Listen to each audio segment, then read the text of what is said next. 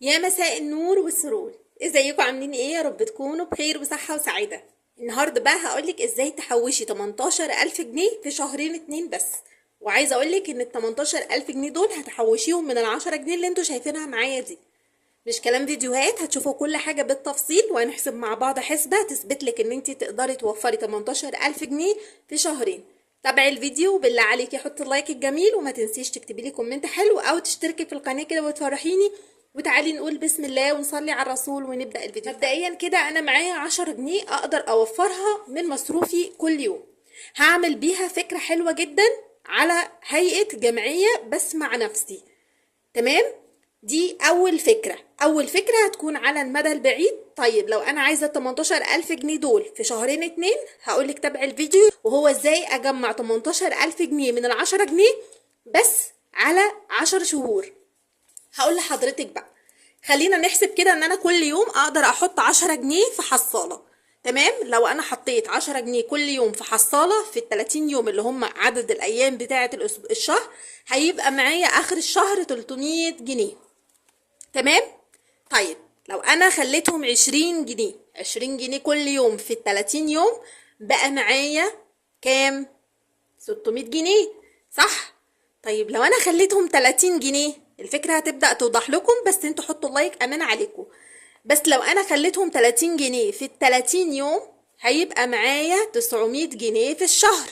صح؟ صح. ده كده لو انا عملت الجمعية مع نفسي. هنضرب بقى، احنا كده حسبناها في الشهور. طيب لو انا ضربت ال 300 300 جنيه دول في ال10 شهور، يعني 300 جنيه في 300 يوم اللي هم ال10 شهور، هيبقى معايا كام؟ هيبقى معايا 3000 جنيه. 3000 جنيه من 10 جنيه في خلال 10 شهور هيكون معاكي 3000 جنيه. طيب ال20 جنيه لما اضربهم في ال30 هيبقى معايا 600 جنيه في الشهر.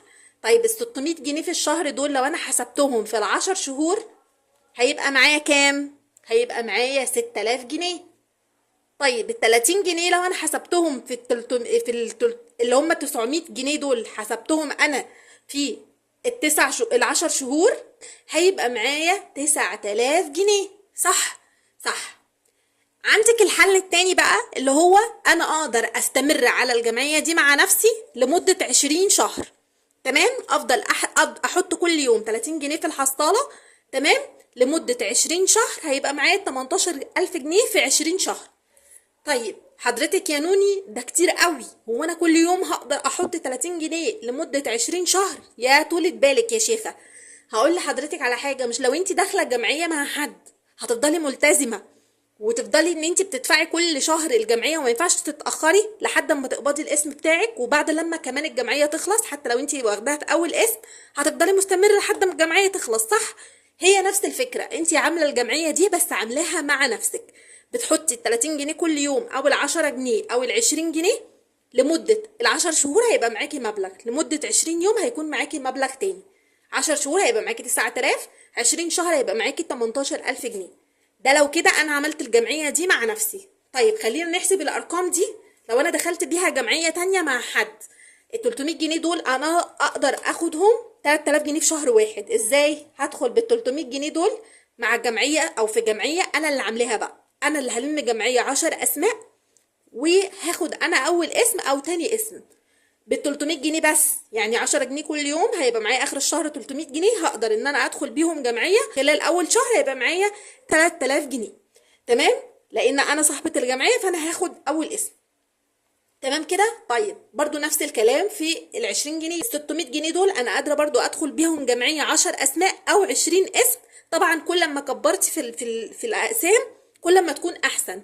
لو انا مثلا هخلي الجمعيه 20 اسم، المبلغ ده هيبقى معاك الضعف، يعني مش هيبقى 3، لا ده هيبقى 6، والستة هتبقى 12، والتسعة هتبقى 18. يعني انتوا فهمتوا الفكرة؟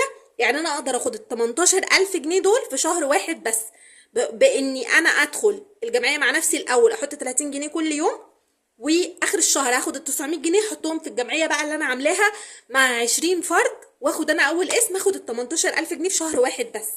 هل ال 18,000 جنيه دول مش هيحلوا لي ازمة او هيعملوا لي عمل كبير او غرض نفسي فيه حلو؟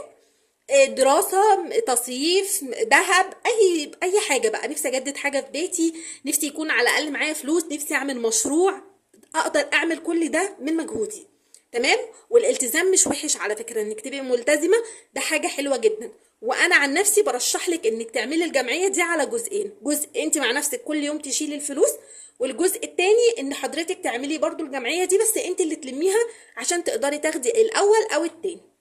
فدي كده فكرة باختصار تقدروا تجمعوا منها فلوس كتير، من 3000 جنيه ل 18000 جنيه، وكل ده من ال10 جنيه.